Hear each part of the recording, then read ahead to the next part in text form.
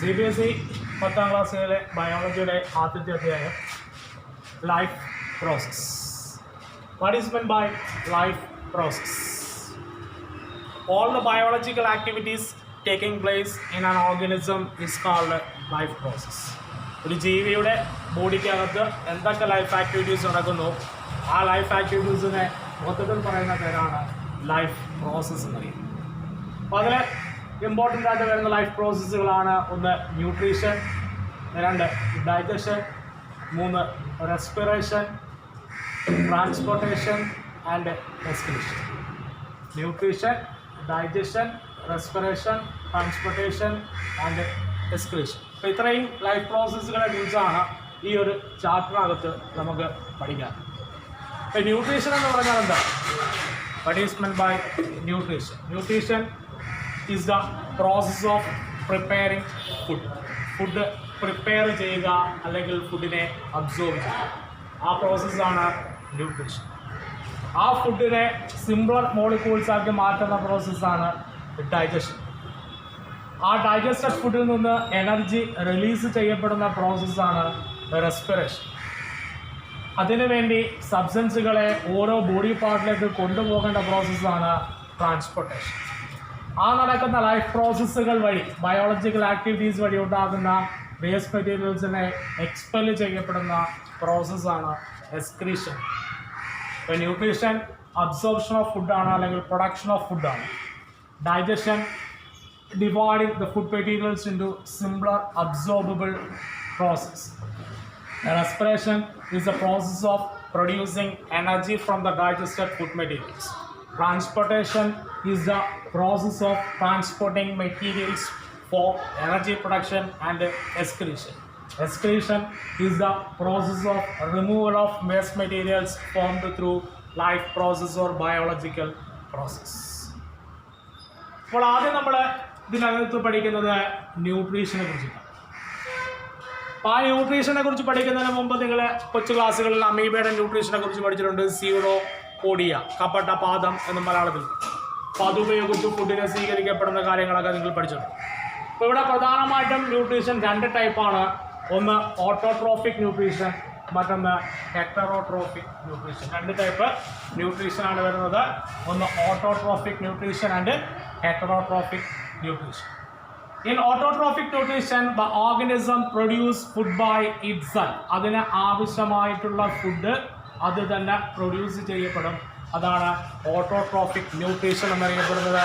And the organisms are called autotrophs. അത്തരം ഓർഗനിസത്തെ വിളിക്കുന്ന പേരാണ് ഓട്ടോട്രോപ്സ്. സോ ഫുഡ് സ്വയം പ്രിപ്പയർ ചെയ്യുമെങ്കിൽ അതിനെ വിളിക്കുന്ന പേരാണ് autotrophic nutrition. In heterotrophic nutrition, the organisms absorbs food from other organisms or depend on other organisms for their food. മറ്റ് ജീവജാലങ്ങളെ depend ചെയ്യുന്നു ആഹാരത്തിന് വേണ്ടി. അത്തരത്തിൽ വരുന്നതാണ് heterotrophic nutrition. And such organisms are called heterotrophs. In autotrophic nutrition, organisms synthesize food by itself, and in heterotrophic nutrition, organisms depend on other organisms for their. ഇപ്പോൾ autotrophic nutrition തന്നെ 2 ടൈപ്പാണ്. ഒന്ന് photosynthesis, 2 chemosynthesis. 2 type autotrophic ന്യൂട്രീഷനാണ്. One is photosynthesis and other one is chemosynthesis. Photo means light. അപ്പം here light energy is utilized for preparing food. ആഹാരം നിർമ്മിക്കുന്നതിന് വേണ്ടി light energy, അതായത് solar energy ഉപയോഗിച്ചുകൊണ്ട് energy produce ചെയ്യപ്പെടുന്ന പ്രോസസ്സാണ് photo synthesis എന്നറിയപ്പെടുന്നത്. എല്ലാ ഗ്രീൻ പ്ലാന്റുകളും സയാനോ ബാക്ടീരിയകളും എല്ലാം നടത്തുന്നത് ഫോട്ടോ സിന്തസിസാണ്. അപ്പോൾ ഫോട്ടോ മീൻസ് ലൈറ്റ് എനർജി ഉപയോഗിച്ചുകൊണ്ട്, സോളാർ എനർജി ഉപയോഗിച്ചുകൊണ്ട് ഫുഡ് പ്രിപ്പയർ ചെയ്യപ്പെടുന്ന പ്രോസസ്സിനെയാണ് ഫോട്ടോ സിന്തസിസ് എന്നുള്ള പേരിൽ അറിയപ്പെടുന്നത്. അപ്പോൾ ഈ ലൈറ്റിൻ്റെ സ്ഥാനത്ത് ഏതെങ്കിലും കെമിക്കൽസ്, സൾഫർ ആകാം അല്ലെങ്കിൽ ഫോസ്ഫറസ് ആകാം, ഇതുപോലെ മറ്റേതെങ്കിലും കെമിക്കൽ എനർജി ഉപയോഗിച്ചുകൊണ്ട് ഫുഡ് പ്രിപ്പയർ ചെയ്യുകയാണെങ്കിൽ അത്തരത്തിലുള്ളതിനെ വിളിക്കുന്ന പേരാണ് കീമോ സിന്തസിസ്. അപ്പോൾ കെമിക്കൽ എനർജി ഉപയോഗിച്ചുകൊണ്ടാണ് ഫുഡ് സിന്തസൈസ് ചെയ്യപ്പെടുന്നതെങ്കിൽ chemosynthesis, solar energy, light energy ഉപയോഗിച്ചുകൊണ്ടാണ് ഫുഡ് സിന്തസൈസ് ചെയ്യപ്പെടുന്നതെങ്കിൽ അത് photosynthesis. Sulphur bacteriums, phosphorus bacteriums, ഇതൊക്കെയാണ് കീമോസിന്തസിസിന്റെ എക്സാമ്പിൾസ് ആയിട്ട് വരാം.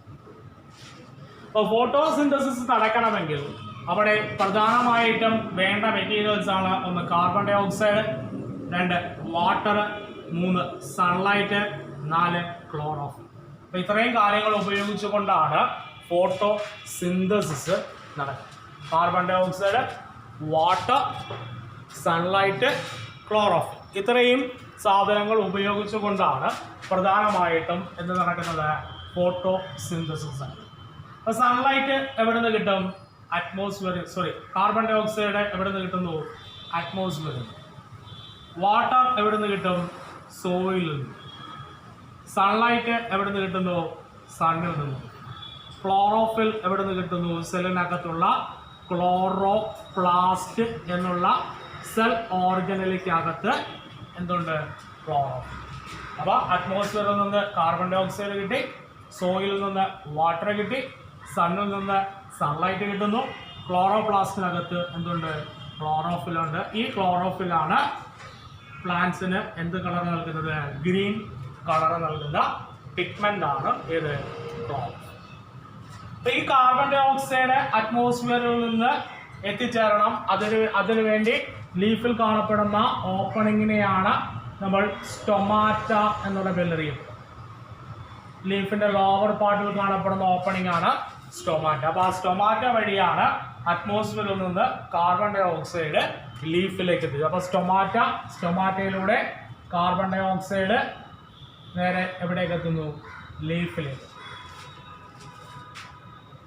ഇനി വാട്ടർ സോയിലിൽ നിന്നാണ് വരുന്നത്. സോയിലിൽ നിന്ന് വാട്ടർ അബ്സോർവ് ചെയ്യുന്നു? റൂട്ട് അബ്സോർവ് ചെയ്യുന്നു. റൂട്ടിൽ നിന്ന് സ്റ്റെമ്മിലേക്ക് എത്തുന്നു. സ്റ്റെമ്മിൽ നിന്ന് വാട്ടർ എവിടേക്ക് എത്തുന്നു? ലീഫിലേക്ക്.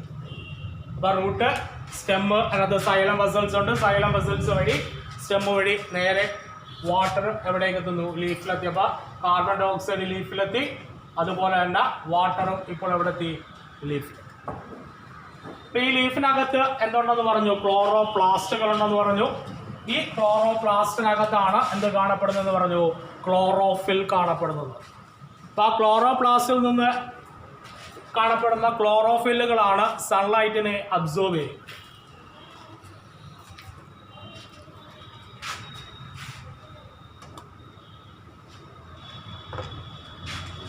അപ്പോൾ ക്ലോറോപ്ലാസ്റ്റ് എന്ന് പറയപ്പെടുന്ന ഒരു സ്ട്രക്ചർ, ഒരു double layered rod like structure. അതിനകത്ത് ഒരു വാട്ടറി ഫ്ലൂയിഡ് കാണപ്പെടും. ആ വാട്ടറി ഫ്ലൂയിഡിനെ വിളിക്കുന്ന പേരാണ് സ്ട്രോമ എന്നറിയപ്പെടുന്നു.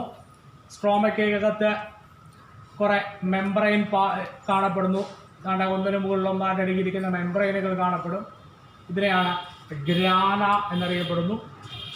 ഈ ഗ്രാനകളെ തമ്മിൽ കണക്ട് ചെയ്ത് വരുന്ന ചെറിയ മെംബ്രെയിനുകളെ വിളിക്കുന്ന പേരാണ് ലാമല്ല എന്നറിയപ്പെടുന്നത്. ഈ ഗ്രാനയ്ക്കുള്ളിനകത്തായിട്ടാണ് ക്ലോറോഫിൽ കാണപ്പെടുന്നത്. ക്ലോറോപ്ലാസ്റ്റിനകത്തുള്ള ഗ്രാനയ്ക്കകത്തായിട്ടാണ് ക്ലോറോഫിൽ കാണുന്നത്. ഈ ക്ലോറോഫിലാണ് എന്തിനെ അബ്സോർവ് ചെയ്യപ്പെടുന്നത്? സൺലൈറ്റിനെ അബ്സോർവ് ചെയ്യും. സോളാർ എനർജി, സൺലൈറ്റിനെ അബ്സോർവ് ചെയ്യപ്പെടുന്നത് ക്ലോറോഫിൽ. അപ്പോൾ അറ്റ്മോസ്ഫിയറിലെ കാർബൺ ഡൈ ഓക്സൈഡ് സ്റ്റൊമാറ്റ വഴി ലീഫിലേക്ക് എത്തും. സോയിലിൽ നിന്ന് വാട്ടർ, അത് റൂട്ടിൽ നിന്ന് സ്റ്റെമ്മ് വഴി നേരെ ലീഫിലേക്ക് എത്തുന്നു. ക്ലോറോഫില്ലുകൾ എന്തിനെ അബ്സോർവ് ചെയ്യപ്പെടുന്നു? സൺലൈറ്റിനെ അബ്സോർവ് ചെയ്യപ്പെടുന്നു. അപ്പോൾ ക്ലോറോഫില്ലുകൾ സൺലൈറ്റിനെ അബ്സോർവ് ചെയ്താൽ ആ സോളാർ എനർജിയെ ആദ്യം കെമിക്കൽ എനർജിയാക്കി മാറ്റുന്നു. അതായത് ATPയുടെ ഫോമിലേക്ക് മാറ്റും. ഇപ്പോൾ ക്ലോറോഫില്ലുകൾ സോളാർ എനർജി, സൺലൈറ്റിനെ അബ്സോർവ് ചെയ്തു. സോളാർ എനർജിയെ ATP ആക്കി മാറ്റുന്നു, അല്ലെങ്കിൽ കെമിക്കൽ എനർജിയാക്കി മാറ്റും. ഈ ATP ഉപയോഗിച്ചുകൊണ്ട് വാട്ടറിനെ സ്പ്ലിറ്റ് ചെയ്ത് ഹൈഡ്രജനും ഓക്സിജനുമാക്കും. ഈ ATP, utilising ATP, water splits into hydrogen and oxygen. ഈ ഓക്സിജനാണ് ഫോട്ടോസിന്തസിന്റെ ഫലമായിട്ട് എക്സ്പെൽ ചെയ്യപ്പെടുന്ന ഗ്യാസ്. അപ്പോൾ വാട്ടർ സ്പ്ലിറ്റ് ചെയ്യുന്നു. ആ സ്പ്ലിറ്റ് ചെയ്യപ്പെടാൻ വേണ്ടിയിട്ടാണ് ATP ഉപയോഗിക്കുന്നത്. ആ ATP ഉപയോഗിച്ചുകൊണ്ട് വാട്ടറിനെ സ്പ്ലിറ്റ് ചെയ്തു. വാട്ടർ ഹൈഡ്രജനും ഓക്സിജനുമായിട്ട് മാറും. ഓക്സിജനെ എക്സ്പെൽ ചെയ്യുന്നു, പുറന്തള്ളുന്നു. പിന്നീട് ഹൈഡ്രജൻ ഉണ്ട്. ഈ ഹൈഡ്രജൻ രണ്ട് അറ്റ്മോസ്ഫിയറിൽ നിന്ന് എത്തിച്ചേർന്ന കാർബൺ ഡൈ ഓക്സൈഡ്, ആ കാർബൺ ഡൈ ഓക്സൈഡുമായി കൂടിച്ചേർന്നു ഗ്ലൂക്കോസ് ഫോം ചെയ്യും. First product of photosynthesis. ഫോട്ടോസിന്തസിസിൻ്റെ ആദ്യത്തെ പ്രോഡക്റ്റിനെയാണ് നമ്മൾ ഗ്ലൂക്കോസ് എന്നുള്ള പേരിൽ അറിയുന്നത്. അപ്പോൾ ക്ലോറോഫില്ലുകൾ സൺലൈറ്റിനെ അബ്സോർവ് ചെയ്തു. സൺലൈറ്റിനകത്തുള്ള സോളാർ എനർജിയെ ATP എന്നുള്ള കെമിക്കൽ എനർജിയാക്കി മാറ്റി. ആ ATP യൂട്ടിലൈസ് ചെയ്തുകൊണ്ട് വാട്ടറിനെ സ്പ്ലിറ്റ് ചെയ്തു, ഹൈഡ്രജനും ഓക്സിജനുമാക്കി മാറ്റി. ആ ഹൈഡ്രജൻ ഉപയോഗിച്ചുകൊണ്ട് കാർബൺ ഡൈ ഓക്സൈഡിനെ കൂട്ടിച്ചേർത്തു, അവിടെ ഗ്ലൂക്കോസ് നിർമ്മിക്കപ്പെട്ടു. ഈ ഗ്ലൂക്കോസ് ആണ് ഫോട്ടോസിന്തസിസിൻ്റെ ഫസ്റ്റ് പ്രോഡക്റ്റ് എന്നുള്ള പേരിൽ അറിയും. അതിൻ്റെ ഇക്വേഷനാണ് ഇത്. 6CO2 + 12H2O gives C6H12O6 + 6O2 + 6H2. അതായത് ഒരു ഗ്ലൂക്കോസ് മോളിക്കൂൾ ഉണ്ടാകാൻ വേണ്ടി 6 കാർബൺ ഡൈ ഓക്സൈഡ് മോളിക്കൂളുകളും 12 വാട്ടർ മോളിക്കൂൾ ഉപയോഗിക്കും. ഒരു ഗ്ലൂക്കോസ് മോളിക്കൂൾ ഉണ്ടാകാൻ വേണ്ടി C6H12O6 എന്നുള്ള ഒറ്റ ഗ്ലൂക്കോസ് മോളിക്കൂൾ ഉണ്ടാകാൻ വേണ്ടി 6 കാർബൺ ഡൈ ഓക്സൈഡ് മോളിക്കൂളുകൾ, അതുപോലെ തന്നെ 12 വാട്ടർ മോളിക്കൂൾ. ഇത് ഉപയോഗിച്ചുകൊണ്ടിട്ടാണ് മൊത്തത്തിൽ ഒരു glucose molecule. CO2 + 12H2O gives C6H12O6 + 6O2 + 6H2O. ഇതാണ് ഫോട്ടോസിന്തസിസിൻ്റെ ഇക്വേഷൻ. ഇതാണ് ഇത്രയും പഠിച്ചതിൽ ഏറ്റവും പ്രധാനമായിട്ടുള്ള സാധനം. സോളാർ എനർജിയെ കെമിക്കൽ എനർജിയാക്കി മാറ്റി. ആ കെമിക്കൽ എനർജി ഉപയോഗിച്ച് വാട്ടറിനെ സ്പ്ലിറ്റ് ചെയ്തു, ഹൈഡ്രജൻ ഓക്സിജനുമാക്കി മാറ്റി. ആ ഹൈഡ്രജൻ ഉപയോഗിച്ചുകൊണ്ട് കാർബൺ ഡൈ ഓക്സൈഡുമായി കൂട്ടിച്ചേർത്തുകൊണ്ട് ഗ്ലൂക്കോസ് നിർമ്മിക്കും. ഈ ഗ്ലൂക്കോസ് എന്നുള്ളത് വാട്ടർ സോളുബിൾ ആണ്, വെള്ളത്തിൽ ലയിച്ചു പോകുന്ന സാധനമാണ്. So it cannot be stored, സംഭരിച്ച് വെക്കാനായിട്ട് പറ്റത്തില്ല. അതുകൊണ്ട് ഈ ഗ്ലൂക്കോസ് ഫോം ചെയ്താൽ ഉടനെ it is converted into starch which is insoluble in water. അപ്പോൾ ഗ്ലൂക്കോസ് ഫോം ചെയ്താൽ ഉടനെ തന്നെ ആ ഗ്ലൂക്കോസിനെ സ്റ്റാർച്ചിൻ്റെ ഫോമിലേക്ക് മാറ്റും. കാരണം സ്റ്റാർച്ച് വാട്ടറിൽ ഇൻസോളുബിൾ ആണ്. അപ്പോൾ ഗ്ലൂക്കോസ് വാട്ടറിൽ സോളുബിൾ ആണ്. അപ്പോൾ ട്രാൻസ്ലേഷൻ നടക്കുമ്പോൾ സ്റ്റൊമാറ്റോ വഴി വാട്ടർ പുറത്തോട്ട് പോകും, അതിൻ്റെ കൂടെ ഗ്ലൂക്കോസും പുറത്തോട്ട് പോകും. ആ ലോസ് ഒഴിവാക്കാൻ വേണ്ടിയിട്ട് glucose immediately after the formation of glucose it is converted into starch. Glucose ഉണ്ടാകുന്ന ഉടനെ തന്നെ അതിനെന്താക്കി മാറ്റുന്നു? സ്റ്റാർച്ചാക്കി മാറ്റും. എത്രയാണ് നമുക്ക് ആദ്യം പഠിക്കാനുള്ള ഓട്ടോട്രോഫിക് ന്യൂട്രീഷനകത്തുള്ള ഫോട്ടോസിന്തസിസ്. ഇനി രണ്ടാമത്തതാണ് ഹെറ്ററോട്രോഫിക് ന്യൂട്രീഷൻ. നമ്മൾ നേരത്തെ തന്നെ പറഞ്ഞു, organisms depend on other organisms for their food. ആഹാരത്തിന് വേണ്ടി മറ്റുള്ള ജീവജാലങ്ങളെ ആശ്രയിക്കപ്പെടുന്നതാണ് ഹെറ്ററോട്രോഫിക് ന്യൂട്രീഷൻ. അതിൽ ഒന്നാമതാണ് പാരസിറ്റിക് ന്യൂട്രീഷൻ. നമ്മൾ പഠിച്ചിട്ടുണ്ട് പാരസൈറ്റ്സ്. മറ്റേതെങ്കിലും ഓർഗാനിസത്തിൽ നിന്ന് ഫുഡിനെ അബ്സോർവ് ചെയ്യുന്നു, ആ ഹോസ്റ്റ് ഓർഗാനിസം പൂർണ്ണമായിട്ട് നശിച്ചു, അതിന് ഡാമേജ് ഉണ്ട്. അപ്പോൾ അത്തരത്തിലുള്ള ന്യൂട്രീഷനാണ് നമ്മൾ എന്തറിയപ്പെടുന്നത്? Parasitic nutrition. ഒരു സപ്പോർട്ടിന് വേണ്ടി മാത്രം ഹോസ്റ്റ് ഓർഗാനിസത്തിനെ ഉപയോഗിക്കും, ഫുഡ് സ്വയം പ്രിപ്പയർ ചെയ്യും. അത്തരം ന്യൂട്രീഷനാണ് സാപ്രോഫിറ്റിക് ന്യൂട്രീഷൻ. Saprophytic nutrition. മൂന്നാമത്തതാണ് ഹോളോസോയിക് ന്യൂട്രീഷൻ. ഹോളോസോയിക് ന്യൂട്രീഷൻ, അതായത് സോളിഡ് ഫുഡുകളെ സ്വീകരിക്കപ്പെടുന്ന ന്യൂട്രീഷനാണ് ഹോളോസോയിക് ന്യൂട്രീഷൻ എന്നറിയപ്പെടുന്നത്. ഹ്യൂമൻ ബീങ്സുകൾ നടക്കുന്നത് ഹോളോസോയിക് ന്യൂട്രീഷനാണ്. അപ്പോൾ നമുക്കിനി അടുത്ത് പഠിക്കാനുള്ളത് ഹ്യൂമൻ ന്യൂട്രീഷനുമായി ബന്ധപ്പെട്ട, ഹ്യൂമൻ ഡൈജഷനുമായി ബന്ധപ്പെട്ട പ്രോസസ്സുകളാണ്.